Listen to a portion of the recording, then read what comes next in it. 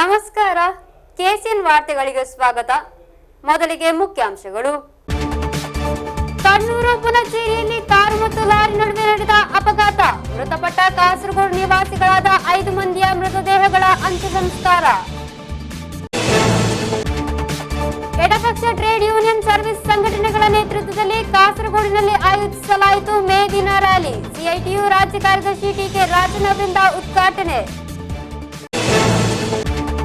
ಕಾಸರಗೋಡು ಪರಿಸರದಲ್ಲೂ ಸ್ಥಗಿತಗೊಂಡಿದೆ ಕುಡಿಯುವ ನೀರು. ಬಾವಿಕಳದಲ್ಲಿ ಪಂಪಿಂಗ್ ಸ್ಥಗಿತಗೊಂಡಿರುವುದು ಬಿಕ್ಕಟ್ಟಿಗೆ ಕಾರಣ. ಬೇಸಿಗೆ ತೀವ್ರತೆಯ ಕಾರಣ ಕೆಲಸದ ಸಮಯವನ್ನು ಮುಂದೂಡಿ ವಿಸ್ತರಿಸಲಾಯಿತು ಆದೇಶದ ಅವಧಿಯನ್ನು. ಪರಿಷ್ಕೃತ ವೇಳಾಪಟ್ಟಿ ಅನ್ವಯವಾಗಲಿದೆ ಮೇ 15ರವರೆಗೆ. ಕಾರ್ಯಂಗೋಡು ಹೊಳೆಗೆ ಅಡ್ಡಲಾಗಿ ನಿರ್ಮಿಸಿರುವ ನೂತನ ಸೇತುವೆ 2 ವಾರಗಳಲ್ಲಿ ಸಂಚಾರಕ್ಕೆ ಮುಕ್ತಗೊಳಿಸಲಾಗುವುದು ಎಂದು ನಿರ್ಮಾಣ ಸಂಸ್ಥೆಯ ಅಧಿಕಾರಿಗಳು. ವಾರ್ತೆಗಳು ವಿವರವಾಗಿ. ಕಣ್ಣೂರು ಪುನಚೇರಿಯಲ್ಲಿ ಕಾರು ಮತ್ತು ಲಾರಿ ನಡುವೆ ನಡೆದ ಅಪಘಾತದಲ್ಲಿ ಮೃತಪಟ್ಟ ಕಾಸರಗೋಡು ನಿವಾಸಿಗಳಾದ 5 ಜನರ ಮೃತದೇಹಗಳ ಅಂತ್ಯ ಸಂಸ್ಕಾರ ಮಾಡಲಾಯಿತು. ಪ್ರೀತಿಪಾತ್ರರ ಅಂತಿಮ ದರ್ಶನ ಪಡೆಯಲು ಅಪಾರ ಸಂಖ್ಯೆಯಲ್ಲಿ ಜನಸಮೂಹ ಆಗಮಿಸಿತ್ತು. ಕನಸುಗಳನ್ನು ಬಾಕಿ ಉಳಿಸಿ ಅವರು ಹೊರಟು ಹೋದರು. ಕಣ್ಣೂರು ಕನ್ನಪುರಂ ಪುನ್ನಚೇರಿಯಲ್ಲಿ ಕಾರು ಹಾಗೂ ಗ್ಯಾಸ್ ಸಿಲಿಂಡರ್ನೊಂದಿಗೆ ಬರುತ್ತಿದ್ದ ಲಾರಿ ಪರಸ್ಪರ ಡಿಕ್ಕಿ ಹೊಡೆದು ಮೃತಪಟ್ಟ 5ರ ಮೃತದೇಹಗಳ ಅಂತ್ಯ ಸಂಸ್ಕಾರ ನಡೆಯಿತು. ವೆಸ್ಟ್ ಏಳೇರಿಯಾ ಕಮ್ಮಡದ ಚೂರಿಕಟ್ಟೆ ಸುಧಾಕರನ್ ಪತ್ನಿ ಅಜಿತಾ, ಪತ್ನಿಯ ತಂದೆ ಪುತ್ತೂರು ಕೋಳ್ಮಲ್ ಕಾನತ್ನ ಕೃಷ್ಣನ್, ಅಜಿತಾ ಅವರ ಸಹೋದರನ ಮಗ ಆಕಾಶ್ ಎಂಬುವರು ಪ್ರಯಾಣಿಸುತ್ತಿದ್ದ ಕಾರನ್ನು ಚಲಾಯಿಸುತ್ತಿದ್ದ ಕಾಲಚನಡ್ಕಂ ಶಾಸ್ತಂಪಾರ ನಿವಾಸಿ ಕೆಎನ್ ಪದ್ಮಕುಮಾರ್ ಎಂಬವರಿಗೆ ಸಂಬಂಧಿಕರು ಕಣ್ಣೀರಿನ ವಿದಾಯ ಹೇಳಿದರು. 4 ಸ್ಥಳದಲ್ಲೇ ಸಾವನ್ನಪ್ಪಿದ್ದು, ಆಕಾಶ್ ಪೆರಿಯಾರಂ ಗವರ್ನಮೆಂಟ್ ಮೆಡಿಕಲ್ ಕಾಲೇಜು ಆಸ್ಪತ್ರೆಯಲ್ಲಿ ಸಾವನ್ನಪ್ಪಿದ್ದಾರೆ. ಸುಧಾಕರನ್ ಮತ್ತು ಅಜಿತಾ ಅವರ ಮೃತದೇಹಗಳನ್ನು ವೆಸ್ಟ್ ಎಲೇರಿ ಕಮ್ಮಡತ್ನಲ್ಲಿರುವ ಮನೆಯ ಹಿತ್ತಲಿನಲ್ಲಿಯೂ, ಪುತ್ತೂರು ಕೋಳ್ಮಲ್ನ ಕೃಷ್ಣನ್ ಮತ್ತು ಆಕಾಶ್ ಅವರ ಮೃತದೇಹವನ್ನು ಪುತ್ತೂರು ಕಾಕಿರಿಯಾಡ್ ಸಮುದಾಯ ಸ್ಮಶಾನದಲ್ಲಿಯೂ, ಚಾಲಕ ಪದ್ಮಕುಮಾರ್ ಅವರ ಮೃತದೇಹವನ್ನು ಮದಿಯಡ್ಕದ ಅವರ ಪತ್ನಿಯ ಮನೆಯ ಬಳಿ ಅಂತ್ಯ ಸಂಸ್ಕಾರ ನಡೆಸಲಾಯಿತು. ಸುಧಾಕರನ್ ಅವರ ಏಕೈಕ ಪುತ್ರ ಸೌರವ್ ಕಲಿಕೋಟೆ ಖಾಸಗಿ ಶಿಕ್ಷಣ ಸಂಸ್ಥೆಯಲ್ಲಿ ಸಿಎ ಕೋರ್ಸ್ಗೆ ಸೇರಿ ಹಾಸ್ಟೆಲ್ನಿಂದ ಹಿಂತಿರುಗುತ್ತಿದ್ದ ಸಂದರ್ಭ ಈ ವಾಹನ ಅಪಘಾತಕ್ಕೀಡಾಗಿರುವುದು. ಅವರು ಪ್ರಯಾಣಿಸುತ್ತಿದ್ದ ಕಾರಿನ ಹಿಂಭಾಗಕ್ಕೆ ಲಾರಿ ಡಿಕ್ಕಿ ಹೊಡೆದಾಗ ನಿಯಂತ್ರಣ ತಪ್ಪಿ ಮುಂದೆಯಿಂದ ಬರುತ್ತಿದ್ದ ಗ್ಯಾಸ್ ಸಿಲಿಂಡರ್ ತುಂಬಿಕೊಂಡು ಬರುತ್ತಿದ್ದ ಲಾರಿಗೆ ಡಿಕ್ಕಿ ಹೊಡೆದಿದೆ. ಡಿಕ್ಕಿಯ ರಭಸಕ್ಕೆ ಕಾರು ಸಂಪೂರ್ಣ ಜಖಂಗೊಂಡಿದೆ. ಗಂಟೆಗಳ ಪ್ರಯತ್ನದ ನಂತರ ಕಾರನ್ನು ತುಂಡು ಮಾಡಿ 5 ಮಂದಿಯನ್ನು ಹೊರತೆಗೆಯಲಾಯಿತು. News bureau, ಚಿಟ್ಟಾರಿಕಲ್. ಆತ್ಮೀಯರನ್ನು ಕಳೆದುಕೊಂಡ ವಿಯೋಗದಲ್ಲಿದೆ ಕರಿವೆಳ್ಳೂರಿನ ಪುತ್ತೂರು ಗ್ರಾಮ. ಚೆರುಕುಂದಿನಲ್ಲಿ ಸಂಭವಿಸಿದ ವಾಹನ ಅಪಘಾತದಲ್ಲಿ ಮೃತಪಟ್ಟ ಕೃಷ್ಣನ್ ಅವರ ಮಗಳು, ಪತಿ ಮತ್ತು ಮೊಮ್ಮಗನ ಮೃತದೇಹದ ಮುಂದೆ ಹಲವಾರು ಮಂದಿ ಕಣ್ಣೀರಿಟ್ಟರು.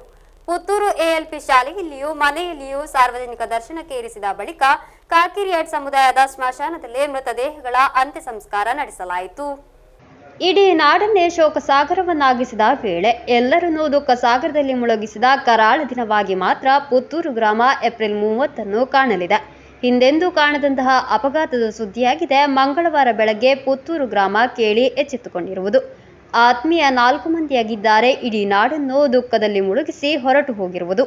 ಅಪಘಾತದಲ್ಲಿ ಮೃತಪಟ್ಟ ಪುತ್ತೂರು ಕೋಳ್ಮಲ್ ನಿವಾಸಿ ಕೃಷ್ಣನ್, ಪುತ್ರಿ ಅಜಿತಾ, ಅಜಿತಾ ಅವರ ಪತಿ ಸುಧಾಕರನ್ ಹಾಗೂ ಅಜಿತಾ ಅವರ ಸಹೋದರನ ಮಗನಾದ ಪುತ್ತೂರು ಎಲ್ಪಿ ಶಾಲೆಯ 3ನೇ ತರಗತಿ ವಿದ್ಯಾರ್ಥಿ ಆಕಾಶ್ ಎಂಬವರ ಮೃತದೇಹಗಳನ್ನು ಸಾಯಂಕಾಲ 4 ಗಂಟೆಗೆ ಪುತ್ತೂರಿಗೆ ತರಲಾಯಿತು. ಪೆರಿಯಾರಂ ಕಣ್ಣೂರು ಗವರ್ನಮೆಂಟ್ ಮೆಡಿಕಲ್ ಕಾಲೇಜಿನಲ್ಲಿ ಮರಣೋತ್ತರ ಪರೀಕ್ಷೆ ನಡೆಸಿದ ನಂತರ ಆಗಮಿಸಿದ ಮೃತದೇಹವನ್ನು ಪುತ್ತೂರು ಎಲ್ಪಿ ಶಾಲೆಯಲ್ಲಿ ಸಾರ್ವಜನಿಕ ದರ್ಶನಕ್ಕೆ ಪಾರ್ಥಿವ ಶರೀರವನ್ನು ಇಡಲಾಗಿತ್ತು. ಇಡೀ ನಾಡೆ ಅಂತಿಮ ಸಮನ ಸಲ್ಲಿಸಲು ಆಗಮಿಸಿತ್ತು. ಅಪಘಾತದಲ್ಲಿ ಮೃತಪಟ್ಟ ಕಾಲಿಚನಡ್ಕಂ ನಿವಾಸಿ ಕೆಎನ್ ಪದ್ಮಕುಮಾರ್ ಅವರ ಮೃತದೇಹವನ್ನು ಅವರ ನಾಡಿಗೆ ತರಲಾಯಿತು.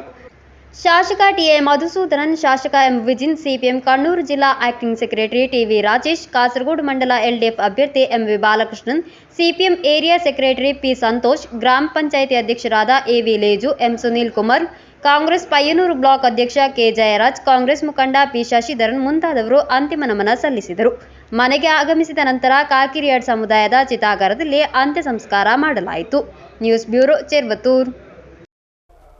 ಎಡಪಕ್ಷ ಟ್ರೇಡ್ ಯೂನಿಯನ್ ಸರ್ವಿಸ್ ಸಂಘಟನೆಗಳ ನೇತೃತ್ವದಲ್ಲಿ ಕಾಸರಗೋಡಿನಲ್ಲಿ ಮೇ ದಿನ ರ್ಯಾಲಿ ಆಯೋಜಿಸಲಾಯಿತು. ಕೆಎಸ್ಆರ್ಟಿಸಿ ಬಸ್ ನಿಲ್ದಾಣದ ಪರಿಸರದಿಂದ ಆರಂಭವಾದ ರ್ಯಾಲಿ ಹೊಸ ಬಸ್ ನಿಲ್ದಾಣದ ಪರಿಸರದಲ್ಲಿ ಸಮಾಪನಗೊಂಡಿತು. ಸಿಐಟಿಯು ರಾಜ್ಯ ಕಾರ್ಯದರ್ಶಿ ಟಿಕೆ ರಾಜನ್ ಉದ್ಘಾಟಿಸಿದರು.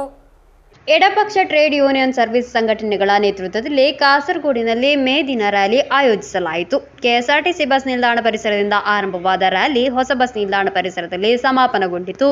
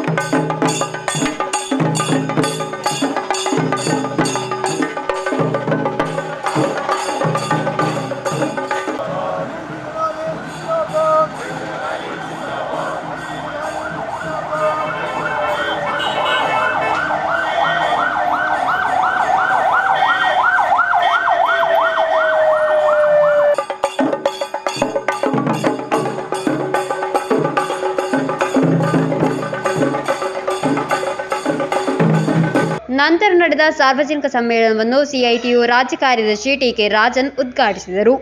നിങ്ങൾ നോക്കൂ, യന്ത്രവൽക്കരണം വന്നല്ലോ, വ്യവസായ വിപ്ലവം വന്നപ്പോൾ യന്ത്രം ഇങ്ങനെ പ്രവർത്തിക്കുമ്പോൾ, യന്ത്രം ചൂടാകുമ്പോൾ തുടർന്ന് യന്ത്രം പ്രവർത്തിക്കണമെങ്കിൽ 10 മിനിറ്റ് നിർത്തി വെക്കും, അരമണിക്കൂർ നേരം സ്വിച്ച് ഓഫ് ആക്കും. എന്നാൽ മാത്രമേ യന്ത്രം വീണ്ടും പ്രവർത്തിപ്പിക്കാൻ സാധിക്കൂ, എല്ലാം കത്തിപ്പോവും. എന്നാൽ ഈ പാവപ്പെട്ട തൊഴിലാളി പണിയെടുക്കുമ്പോൾ അരമണിക്കൂർ വിശ്രമം കൊടുക്കാൻ അവർ തയ്യാറായില്ല. 16 മണിക്കൂർ തുടർച്ചയായി പണിയെടുക്കുന്ന തൊഴിലാളി ഇടയ്ക്ക് സമയത്ത് എന്തെങ്കിലും കാരണവശാൽ നിർത്തിയാൽ അവരെ കങ്കാണിമാർ ആക്രമിക്കുന്ന സ്ഥിതിയും ചരിത്രം രേഖപ്പെടുത്തിയിട്ടുണ്ട്. നമ്മുടെ സഹോദരിമാർ, അമ്മമാർ, അവർക്ക് മാനമായി തൊഴിൽ ചെയ്യാൻ ഉള്ള അവസരമുണ്ടായിരുന്നില്ല. അവരെ പരസ്യമായി മാനഭംഗപ്പെടുത്താൻ, തൊഴിലിടങ്ങളിൽ ലൈംഗികമായി പീഡിപ്പിക്കാൻ ഒരു മടിയും കാണിക്കാത്തൊരു കാലഘട്ടം. ആ കാലഘട്ടത്തെ സംബന്ധിച്ച് നമുക്ക് സങ്കല്പിക്കാൻ സാധിക്കില്ല. 1886 സ്വാഭാവികമായും അങ്ങനെ ഒരു കാലഘട്ടം വന്നപ്പോൾ ഒരു വലിയ വെള്ളി വെളിച്ചം പോലെ മാഞ്ചസ്റ്റർ എന്ന പട്ടണത്തിലെ ഒരു ടെക്സ്റ്റൈൽ വ്യാപാരി, അദ്ദേഹം മനുഷ്യ സമൂഹത്തെ ആകെ ആവേശം വിളിച്ചു ചില തീരുമാനങ്ങൾ എടുത്തു. എൻ്റെ തൊഴിലാളിക്ക് മാന്യമായ കൂലി, മാന്യമായ ജീവിത സാഹചര്യം, തൊഴിലിടങ്ങളിൽ സംരക്ഷണം കൊടുക്കുന്നതിന് വേണ്ടി ആ ഉടമസ്ഥൻ മുന്നോട്ട് വന്നു. സ്വാഭാവികമായി അങ്ങനെ ഒരു അന്തരീക്ഷം വന്നപ്പോൾ ആ പ്രദേശത്തെ ചുറ്റുപാടിൽ ലോകത്തിലെ തൊഴിലാളി പ്രവർത്തകരെല്ലാം ആവേശപൂർവ്വമാണ് ആ നടപടിയെ നോക്കിക്കണ്ടത്. അതിന്റെ തുടർച്ചയായ നിലയിൽ ലോകത്ത് നാനാ മേഖലയിൽ തൊഴിലാളി സംഘടനകൾ ഈ രൂപത്തിൽ ആനുകൂല്യത്തിനു വേണ്ടിയുള്ള പോരാട്ടം സംഘടിപ്പിക്കാൻ തീരുമാനിച്ചു. ಬಿಜು ನಿತಾನ್ ಅಧ್ಯಕ್ಷತೆ ವಹಿಸಿದ್ದರು. ವಿವಿಧ ರಾಜಕೀಯ ಸೇವಾ ಸಂಘಟನೆ ಮುಖಂಡರಾದ T. Krishnan, CMA Jaleel, Hanif Kadappura, K. Raghavan, Prakashan, Prateesh, Shobha Aravindakshan, K. Raveendran, Girikrishnan, K. Bhaskaran, P. Janaki ಮುಂತಾದವರು ಮಾತನಾಡಿದರು. ಪಿ.ವಿ. ಕುಂಜಂಬು ಸ್ವಾಗತಿಸಿದರು. News bureau, Kasaragod. ಕಾಸರಗೋಡು ಪರಿಸರದಲ್ಲೂ ಕುಡಿಯುವ ನೀರು ಸ್ಥಗಿತಗೊಂಡಿದೆ. ವೋಲ್ಟೇಜ್ ಕೊರತೆಯ ಹಿನ್ನೆಲೆಯಲ್ಲಿ ಬಾವಿಕರದಲ್ಲಿ ಪಂಪಿಂಗ್ ಸ್ಥಗಿತಗೊಂಡಿರುವುದು ಬಿಕ್ಕಟ್ಟಿಗೆ ಕಾರಣವಾಗಿದೆ. ಜಲಪ್ರಾಧಿಕಾರದ ಬಾವಿಕರ ಯೋಜನಾ ಪ್ರದೇಶದಲ್ಲಿ ವೋಲ್ಟೇಜ್ ಕಡಿಮೆಯಾದ ಹಿನ್ನೆಲೆಯಲ್ಲಿ ವಿದ್ಯುತ್ ಮೋಟಾರ್ ಕಾರ್ಯಾಚರಿಸಲು ಸಾಧ್ಯವಾಗದ ಕಾರಣ ಪಂಪಿಂಗ್ ನಿಲ್ಲಿಸಲಾಗಿದೆ. ಇದರಿಂದ ಕಾಸರಗೋಡು ಮತ್ತು ಪರಿಸರ ಪಂಚಾಯತ್ಗಳಾದ ಮದೂರು, ಚೆಂಗಳ, ಮುಳಿಯಾರ್, ಚೆಮ್ಮನಾಡು ಪಂಚಾಯತ್ಗಳಲ್ಲಿ 3 ದಿನಗಳಿಂದ ಕುಡಿಯುವ ನೀರು ಪೂರೈಕೆ ಸ್ಥಗಿತಗೊಂಡಿದೆ. ಫೆಬ್ರವರಿ ತಿಂಗಳಿನಿಂದ ಈ ಪ್ರದೇಶದಲ್ಲಿ ವೋಲ್ಟೇಜ್ ಕೊರತೆ ಉಂಟಾಗಿದೆ. ಕಳೆದ 3 ದಿನಗಳಿಂದ ತೀವ್ರ ವೋಲ್ಟೇಜ್ನ ಕೊರತೆ ಎದುರಿಸುತ್ತಿದೆ. ಭಾವಿಕರ ಯೋಜನಾ ಪ್ರದೇಶದಲ್ಲಿನ ನೀರನ್ನು ಅಲ್ಲಿರುವ ಪ್ಲಾಂಟ್ನಲ್ಲಿ ಶುದ್ಧೀಕರಿಸಿ ವಿದ್ಯಾನಗರದಲ್ಲಿರುವ ಮುಖ್ಯ ಜಲಸಂಗ್ರಹಕ್ಕೆ ತಲುಪುವುದು. ಬೇಸಿಗೆಯ ಬಿಸಿ ತಟ್ಟುತ್ತಿದ್ದು ಕುಡಿಯುವ ನೀರಿಗಾಗಿ ಜನ ಪರದಾಡುತ್ತಿರುವ ಸಂದರ್ಭದಲ್ಲಿ ജലപ്രാധികാರದ ಮೂಲಕ ಇರುವ ಕುಡಿಯುವ ನೀರು ಪೂರೈಕೆಯು ಸ್ಥಗಿತಗೊಂಡಿದೆ. വോൾട്ടേജ് ക്ഷാമം ഉണ്ട് എന്ന് പറഞ്ഞ് അവിടെ പമ്പിങ് നടക്കാതിരിക്കുകയും ആ കാരണം പറഞ്ഞ് ജനങ്ങൾക്ക് ശുദ്ധജലം എത്തിക്കാതിരിക്കുകയും ചെയ്യുന്നത് ഒരിക്കലും ശരിയല്ല. ഒരു പ്രശ്നമുണ്ടാകുമ്പോൾ ആ പ്രശ്നത്തിന് പരിഹാരം കാണുകയാണ് വേണ്ടത്. ഇവിടെ വോൾട്ടേജ് ക്ഷാമമാണ് പറയുന്നത്. ഇനി വോൾട്ടേജ് ക്ഷാമമുള്ളത് കൊണ്ട് പമ്പിങ് നടക്കുന്നില്ല എങ്കിൽ ജനറേറ്റർ സ്ഥാപിച്ച് പമ്പിങ് നടത്തി ജനങ്ങൾക്ക് കുടിവെള്ളം എത്തിക്കണം. ജനങ്ങൾക്ക് കുടിവെള്ളം എത്തിച്ചില്ലെങ്കിൽ പിന്നെ ഉണ്ടാകാൻ പോകുന്ന ഭവിഷ്യത്തുകൾ എല്ലാവർക്കും അറിയാം. അതുകൊണ്ട് സർക്കാരും അതുപോലെ തന്നെ ജലവകുപ്പും ಅಡಿಯಂತರವಾಗಿ ಇಡಬೇಡ ಪ್ರಶ್ನವಾಣಿದು.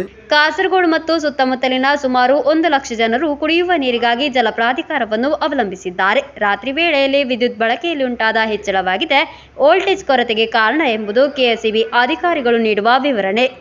News bureau, Kasaragod. ಬೇಸಿಗೆ ತೀವ್ರತೆಯ ಕಾರಣ ಕೆಲಸದ ಸಮಯವನ್ನು ಮುಂದೂಡಿ ಆದೇಶದ ಅವಧಿಯನ್ನು ವಿಸ್ತರಿಸಲಾಯಿತು. ಮೇ 15ರವರೆಗೆ ಪರಿಷ್ಕೃತ ವೇಳಾಪಟ್ಟಿ ಅನ್ವಯವಾಗಲಿದೆ ಎಂದು ಜಿಲ್ಲಾ ಲೇಬರ್ ಆಫೀಸರ್ ತಿಳಿಸಿದರು. ಕೇರಳದಲ್ಲಿ ಬೇಸಿಗೆಯ ತೀವ್ರತೆ ಮುಂದುವರೆದಿದ್ದು ಬಿಸಿಲಿನ ಬೇಗೆ ಹೆಚ್ಚಾಗುವ ಹಿನ್ನೆಲೆಯಲ್ಲಿ ಜಿಲ್ಲೆಯಲ್ಲಿ ಬಿಸಿಲಿನಲ್ಲಿ ಕೆಲಸ ಮಾಡುವ ಕಾರ್ಮಿಕರ ಕೆಲಸದ ಅವಧಿಯನ್ನು ಮುಂದೂಡಿ ಲೇಬರ್ ಕಮಿಷನ್ ನೀಡಿದ ಆದೇಶದ ಅವಧಿಯನ್ನು ವಿಸ್ತರಿಸಲಾಗಿದೆ. ಬೆಳಗಿನ ಶಿಫ್ಟ್ನಲ್ಲಿ ಕೆಲಸ ಮಾಡುವವರಿಗೆ ಮಧ್ಯಾಹ್ನ 12ರಿಂದ ಸಾಯಂಕಾಲ 3 ಗಂಟೆಯವರೆಗೆ ವಿಶ್ರಾಂತಿ ಸಮಯವಾಗಿದೆ. ಅವರ ಕೆಲಸದ ಸಮಯವನ್ನು ಬೆಳಗ್ಗೆ 7ರಿಂದ ಸಂಜೆ 7 ಗಂಟೆಯವರೆಗೆ ಇದ್ದ ಸಮಯವನ್ನು 8 ಗಂಟೆವರೆಗೆ ನಿಗದಿಪಡಿಸಲಾಗಿದೆ. ಶಿಫ್ಟ್ ವ್ಯವಸ್ಥೆಯಲ್ಲಿ ಕೆಲಸ ಮಾಡುವ ನೌಕರರಿಗೆ ಬೆಳಗಿನ ಶಿಫ್ಟ್ ಮಧ್ಯಾಹ್ನ 12 ಗಂಟೆಗೆ ಕೊನೆಗೊಳ್ಳುತ್ತದೆ. ಮಧ್ಯಾಹ್ನದ ನಂತರವಿರುವ ಶಿಫ್ಟ್ ಸಾಯಂಕಾಲ 3 ಗಂಟೆಗೆ ಪ್ರಾರಂಭವಾಗುತ್ತದೆ. ಮೇ 1ರಿಂದ 15ರವರೆಗೆ ಪರಿಷ್ಕೃತ ವೇಳಾಪಟ್ಟಿ ಅನ್ವಯವಾಗಲಿದೆ ಎಂದು ಜಿಲ್ಲಾ ಲೇಬರ್ ಆಫೀಸರ್ ತಿಳಿಸಿದರು. News bureau, Kasaragod. ರಾಷ್ಟ್ರೀಯ ಹೆದ್ದಾರಿ ಅಭಿವೃದ್ಧಿಯ ಅಂಗವಾಗಿ ಕಾಸರಗೋಡು ಕಾರ್ಯಂಗೋಡು ಹೊಳೆಗೆ ಅಡ್ಡಲಾಗಿ ನಿರ್ಮಿಸಿರುವ ನೂತನ ಸೇತುವೆಯನ್ನು 2 ವಾರಗಳಲ್ಲಿ ಸಂಚಾರಕ್ಕೆ ಮುಕ್ತಗೊಳಿಸಲಾಗುವುದು ಎಂದು ನಿರ್ಮಾಣ ಸಂಸ್ಥೆಯ ಅಧಿಕಾರಿಗಳು ತಿಳಿಸಿದರು. ಪ್ಲಾಸ್ಟರಿಂಗ್ ಹಾಗೂ ಡಾಮರೀಕರಣ ಕಾರ್ಯ ಕೆಲವೇ ದಿನಗಳಲ್ಲಿ ಪೂರ್ಣಗೊಳ್ಳಲಿದೆ. ನೀಲೇಶ್ವರ ಕಾರ್ಯಂಗೋಡು ಹೊಳೆಗೆ ಅಡ್ಡಲಾಗಿ ನಿರ್ಮಿಸಿರುವ 32 ಮೀಟರ್ ಉದ್ದ ಮತ್ತು 16 ಮೀಟರ್ ಅಗಲ ಇರುವ ಹೊಸ ಸೇತುವೆಯನ್ನು ಸಂಚಾರಕ್ಕೆ ಮುಕ್ತಗೊಳಿಸಲಾಗುವುದು. ರಾಷ್ಟ್ರೀಯ ಹೆದ್ದಾರಿ ಅಭಿವೃದ್ಧಿಯ ಭಾಗವಾಗಿ ಈ ಪ್ರದೇಶದಲ್ಲಿ ಕಾಮಗಾರಿ ಕೈಗೆತ್ತಿಕೊಂಡಿರುವ ಮೇಘಾ ಇಂಜಿನಿಯರಿಂಗ್ ಕಂಪನಿಯ ಸೀನಿಯರ್ ಮ್ಯಾನೇಜರ್ ಕುಂದರ್ ರೆಡ್ಡಿ 2 ವಾರದೊಳಗೆ ಸೇತುವೆ ಸಂಚಾರಕ್ಕೆ ಮುಕ್ತವಾಗಲಿದೆ ಎಂದು ಮಾಹಿತಿ ನೀಡಿದರು. ಪ್ಲಾಸ್ಟರಿಂಗ್ ಕಾಮಗಾರಿ ತ್ವರಿತಗತಿಯಲ್ಲಿ ನಡೆಯುತ್ತಿದೆ. ಹೊಸ ಸೇತುವೆ 8 ಸ್ಪ್ಯಾನ್ಗಳನ್ನು ಹೊಂದಿದೆ. 2 ಕಡೆ ಟಾರಿಂಗ್ ಕಾಮಗಾರಿಯು ಪ್ರಗತಿಯಲ್ಲಿದೆ. This bridge is going to complete and will divert the traffic on this left side by May 10th. After that, we will start the dismantling of right side existing bridge, and as usual, we will finish the rest of the bridge. ಹೊಸ ಸೇತುವೆಯನ್ನು ಸಂಚಾರಕ್ಕೆ ಮುಕ್ತಗೊಳಿಸಿದರೆ ತಕ್ಷಣವೇ ಈಗಿರುವ ಹಳೆ ಸೇತುವೆಯನ್ನು ಕೆಡವಿ ಹೊಳೆಗೆ ಅಡ್ಡಲಾಗಿ 2ನೇ ಸೇತುವೆ ನಿರ್ಮಿಸುವ ಕಾಮಗಾರಿ ಆರಂಭಿಸಲಾಗುವುದು. ಪ್ರಸ್ತುತ ವಾಹನಗಳು ಹಾದು ಹೋಗುವ ಹಳೆಯ ಸೇತುವೆ 60 ವರ್ಷದಷ್ಟು ಹಳೆಯದು. News bureau, Nileshwar. ಕಾಸರಗೋಡು ಅಡ್ಕತ್ತಬೈಲ್ ಗ್ರಾಮದ ನೆಲ್ಲಿಕುಂಜೆ ಬಂಗಾರಗುಡ್ಡೆಯ ಶ್ರೀ ಬಬ್ಬರಿಯ ನಾಗಗುಳಿಗಬನ ಪುನರ್ ಪ್ರತಿಷ್ಠಾ ಬ್ರಹ್ಮಕಲಶದ 16ನೇ ವಾರ್ಷಿಕ ದಿನಾಚರಣೆ ಭಕ್ತಿಪೂರ್ವಕವಾಗಿ ನಡೆಯಿತು. ಹಲವಾರು ಮಂದಿ ಭಕ್ತರು ಆಗಮಿಸಿದ್ದರು.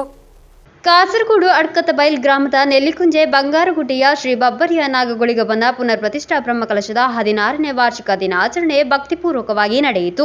ತಂತ್ರಿವರ್ಯ ಬ್ರಹ್ಮಶ್ರೀ ವಿಷ್ಣು ಪ್ರಕಾಶ್ ಪಟ್ಟಿರಿ ಕಾವುಮಠ ಅವರ ನೇತೃತ್ವದಲ್ಲಿ ವಿವಿಧ ವೈದಿಕ ಧಾರ್ಮಿಕ ಕಾರ್ಯಕ್ರಮಗಳು ಜರುಗಿತು. ಬೆಳಗ್ಗೆ ಗಣಪತಿ ಹೋಮ, ಬಬ್ಬರಿಯ ನಾಗ ಗುಳಿಗ ತಂಬಿಲ ನಡೆಯಿತು. ನಂತರ ಗುಳಿಗನ ಕೋಲ, ಬಬ್ಬರಿಯನ ಕೋಲ, ಮಾಂಚಿ ಕೋಲ ನಡೆಯಿತು.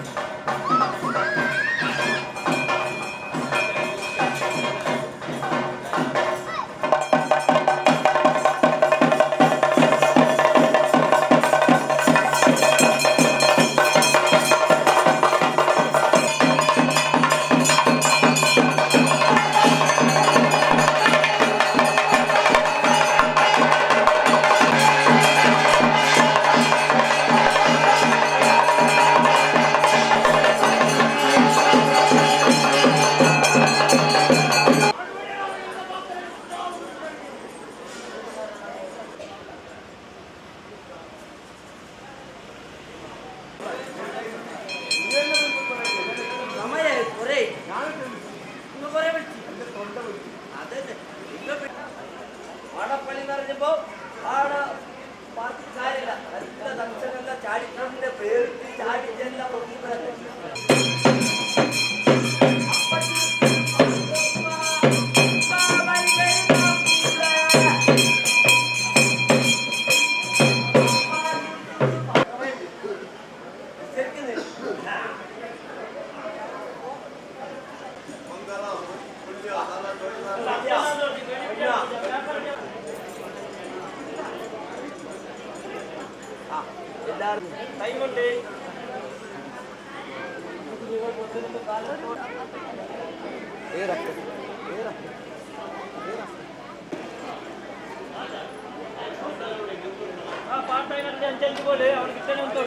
ಅನ್ನ ಸಂತರ್ಪಣೆ ಪ್ರಸಾದ ವಿತರಣೆ ನಡೆಯಿತು. ಹಲವಾರು ಮಂದಿ ಭಕ್ತರು ಆಗಮಿಸಿದ್ದರು.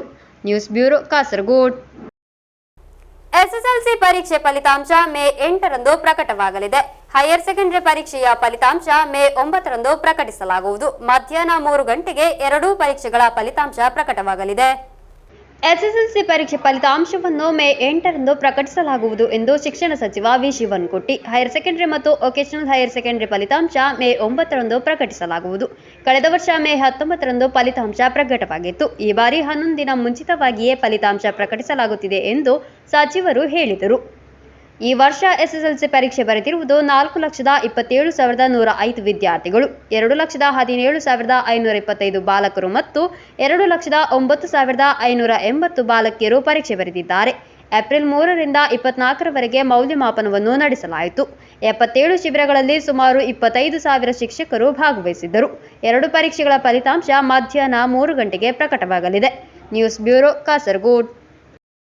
ಶೃಂಗೇರಿ ಶ್ರೀ ವಿಧುಶೇಖರ ಭಾರತಿ ಮಹಾಸ್ವಾಮೀಜಿ ಆದಿತ್ಯವಾರ ಕೊಂಡೇವೂರು ಮಠಕ್ಕೆ ಭೇಟಿ ನೀಡಿ ಆಶೀರ್ವಚನ ನೀಡಿದರು. ಹಲವಾರು ಮಂದಿ ಭಕ್ತರು ಆಗಮಿಸಿದ್ದರು.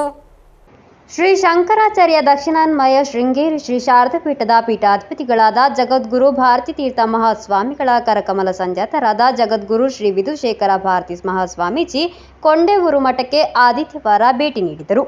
ಈ ಸಂದರ್ಭ ಕ್ಷೇತ್ರದ ಭಕ್ತರನ್ನು ಉದ್ದೇಶಿಸಿ ಆಶೀರ್ವಚನ ನೀಡಿದರು.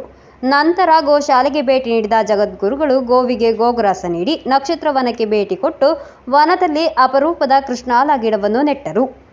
ನೂತನ ಅತಿಥಿಗೃಹಕ್ಕೆ ಶಿಲಾನ್ಯಾಸ ಶಿವಾನಂದಮಯ್ಯ ಅಹಿಲ ಬಳಗದ ವೇದಘೋಷದೊಡನೆ ನೆರವೇರಿತು. ವಿದ್ವಾನ್ ಗುಂಡಿಬೈಲು ಸುಬ್ರಹ್ಮಣ್ಯ ಅವಧಾನಿ ಸ್ವಾಗತಿಸಿ ಪ್ರಾಸ್ತಾವಿಕ ಮಾತನಾಡಿದರು. ಕೊಂಡೇವೂರು ಮಠದ ಪೀಠಾಧಿಪತಿ ಶ್ರೀ ಮಠದ ಮತ್ತು ಸಮಸ್ತ ಭಕ್ತವೃಂದರ ಪರವಾಗಿ ಜಗದ್ಗುರುಗಳನ್ನು ಅಭಿವಂದಿಸಿದರು. ಈ ಸಂದರ್ಭ ಕೇರಳದಲ್ಲಿ 400ಕ್ಕೂ ಅಧಿಕ ದೇವಸ್ಥಾನಗಳ ಜೀರ್ಣೋದ್ಧಾರ ನಡೆಸಿದ ರಾಜೀವ್ ಹಾಗೂ ಶೃಂಗೇರಿ ಮಠದ ಆಡಳಿತಾಧಿಕಾರಿ PA ಮುರಳಿ ಎಂಬಿವರನ್ನು ಸನ್ಮಾನಿಸಲಾಯಿತು. ಕಾಸರಗೋಡು ಜಿಲ್ಲೆಯ ಪ್ರಮುಖ ದೇವಸ್ಥಾನಗಳ ವತಿಯಿಂದ ಜಗದ್ಗುರುಗಳನ್ನು ಅಭಿನಂದನೆ ನೀಡಲಾಯಿತು. ಅಭಿವಂದನಾ ಪತ್ರವನ್ನು ರಾಜಾರಾಮಿಯ ಪದವು ವಾಚಿಸಿದರು. ಡಾಕ್ಟರ್ ಜಯಪ್ರಕಾಶ್ ನಾರಾಯಣ ತೊಟ್ಟೆತೋಡಿ ಧನ್ಯವಾದವಿತ್ತರು. ಗಂಗಾಧರ ಕೊಂಡೇವರು ಕಾರ್ಯಕ್ರಮವನ್ನು ನಿರೂಪಿಸಿದರು. News bureau Kasaragod. ವಿಶ್ವ ಕಾರ್ಮಿಕರ ದಿನದ ಅಂಗವಾಗಿ AITUC ಸಂಘಟನೆಯ ನೇತೃತ್ವದಲ್ಲಿ ಹೊಸಂಗಡಿಯಿಂದ ಮಂಜೇಶ್ವರದವರೆಗೆ ಜಾಥಾ ನಡೆಸಲಾಯಿತು. ಮಂಜೇಶ್ವರದಲ್ಲಿ ನಡೆದ ಸಾರ್ವಜನಿಕ ಸಭೆಯನ್ನು AITUC ರಾಜ್ಯ ಉಪಾಧ್ಯಕ್ಷ KV ಕೃಷ್ಣನ್ ಉದ್ಘಾಟಿಸಿದರು. ಮೇ ದಿನವನ್ನು ಅಂತಾರಾಷ್ಟ್ರೀಯ ಕಾರ್ಮಿಕರ ದಿನ ಎಂದು ಕರೆಯುತ್ತಾರೆ. ಇದನ್ನು ಪ್ರತಿ ವರ್ಷ ಮೇ 1ರಂದು ಆಚರಿಸಲಾಗುತ್ತದೆ. ಇದು ವಿಶ್ವದಾದ್ಯಂತ ಕಾರ್ಮಿಕರು ಮತ್ತು ಕಾರ್ಮಿಕ ಚಳವಳಿಗಳ ಕೊಡುಗೆಗಳನ್ನು ಗೌರವಿಸಲು ಮೀಸಲಾಗಿರುವ ದಿನವಾಗಿದೆ. ಮೇ ದಿನದ ಇತಿಹಾಸವು ಕಾರ್ಮಿಕರ ಹಕ್ಕುಗಳು ಮತ್ತು ಉತ್ತಮ ಕೆಲಸದ ಪರಿಸ್ಥಿತಿಗಳ ಹೋರಾಟದಲ್ಲಿ ಬೇರೂರಿದೆ. ವಿಶ್ವ ಕಾರ್ಮಿಕರ ದಿನದ ಅಂಗವಾಗಿ AITUC ಸಂಘಟನೆಯ ನೇತೃತ್ವದಲ್ಲಿ ಹೊಸಂಗಡಿಯಿಂದ ಮಂಜೇಶ್ವರದವರೆಗೆ ಜಾಥಾ ನಡೆಸಲಾಯಿತು. ನಂತರ ಮಂಜೇಶ್ವರದಲ್ಲಿ ನಡೆದ ಸಾರ್ವಜನಿಕ ಸಭೆಯನ್ನು AITUC ರಾಜ್ಯ ಉಪಾಧ್ಯಕ್ಷ KV കൃഷ്ണൻ ഉദ്ഘാಟಿಸಿ മാതനാടിದರು.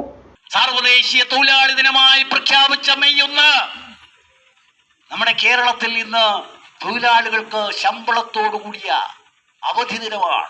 തൊഴിലാളികൾ ഞാൻ ഇന്ന് പറയുന്നത് സംഘടിത മേഖലയിലുള്ള തൊഴിലാളികൾ. അസംഘടിത മേഖലയിലുള്ള തൊഴിലാളികൾക്ക് ഇപ്പോഴും അതില്ല. എന്നാൽ ആ തൊഴിലാളി ആ പോരാട്ട വീര്യം ഒന്ന് മനസ്സിൽ ഓർത്തുകൊണ്ട് അവരെ ഓർക്കാൻ പോലും നമ്മുടെ തൊഴിലാളി വർഗം തയ്യാറാകാത്തൊരു സാഹചര്യം കൂടിയുണ്ട് എന്ന വസ്തുത നാം വിസ്മരിച്ചുകൂടാ. ರಾಮಚಂದ್ರ ಬಡಾಜೆ ಅವರು ಅಧ್ಯಕ್ಷತೆ ವಹಿಸಿದ್ದರು. ಕಾರ್ಯಕ್ರಮಕ್ಕೆ ಡಿ ಕಮಲಾಕ್ಷ, ಕೆ ಕಮಲಾಕ್ಷ, ಮುಸ್ತಫಾ ಕಳಂಬರ್, ಕರುಣಾಕರ ಶೆಟ್ಟಿ, ಶ್ರೀಧರ ಮಾಡ, ಪ್ರಶಾಂತ್ ಕನಿಲ ಮುಂತಾದವರು ನೇತೃತ್ವ ನೀಡಿದರು. Abdul Rahman Udyavara, news bureau, Manjeshwar. ಕೊನೆಯಲ್ಲಿ ಮತ್ತೊಮ್ಮೆ ಮುಖ್ಯಾಂಶಗಳು. ಕಣ್ಣೂರು ಪುನಚೇರಿಯಲ್ಲಿ ಕಾರು ಮತ್ತು ಲಾರಿ ನಡುವೆ ನಡೆದ ಅಪಘಾತ. ಮೃತಪಟ್ಟ ಕಾಸರಗೋಡು ನಿವಾಸಿಗಳಾದ 5 ಮಂದಿಯ ಮೃತದೇಹಗಳ ಅಂತ್ಯ ಸಂಸ್ಕಾರ. ಎಡಪಕ್ಷ ಟ್ರೇಡ್ ಯೂನಿಯನ್ ಸರ್ವಿಸ್ ಸಂಘಟನೆಗಳ ನೇತೃತ್ವದಲ್ಲಿ ಕಾಸರಗೋಡಿನಲ್ಲಿ ಆಯೋಜಿಸಲಾಯಿತು ಮೇ ದಿನ ರ್ಯಾಲಿ. ಸಿಐಟಿಯು ರಾಜ್ಯ ಕಾರ್ಯದರ್ಶಿ ಟಿಕೆ ರಾಜನ್ ಅವರಿಂದ ಉದ್ಘಾಟನೆ. ಕಾಸರಗೋಡು ಪರಿಸರದಲ್ಲೂ ಸ್ಥಗಿತಗೊಂಡಿದೆ ಕುಡಿಯುವ ನೀರು. ಬಾವಿಕರದಲ್ಲಿ ಪಂಪಿಂಗ್ ಸ್ಥಗಿತಗೊಂಡಿರುವುದು ಬಿಕ್ಕಟ್ಟಿಗೆ ಕಾರಣ. ಬೇಸಿಗೆ ತೀವ್ರತೆಯ ಕಾರಣ ಕೆಲಸದ ಸಮಯವನ್ನು ಮುಂದೂಡಿ ವಿಸ್ತರಿಸಲಾಯಿತು ಆದೇಶದ ಅವಧಿಯನ್ನು. ಪರಿಷ್ಕೃತ ವೇಳಾಪಟ್ಟಿ ಅನ್ವಯವಾಗಲಿದೆ ಮೇ 15ರವರೆಗೆ. ಕಾರ್ಯಂಗೋಡು ಹೊಳೆಗೆ ಅಡ್ಡಲಾಗಿ ನಿರ್ಮಿಸಿರುವ ನೂತನ ಸೇತುವೆ 2 ವಾರಗಳಲ್ಲಿ ಸಂಚಾರಕ್ಕೆ ಮುಕ್ತಗೊಳಿಸಲಾಗುವುದು ಎಂದು ನಿರ್ಮಾಣ ಸಂಸ್ಥೆಯ ಅಧಿಕಾರಿಗಳು.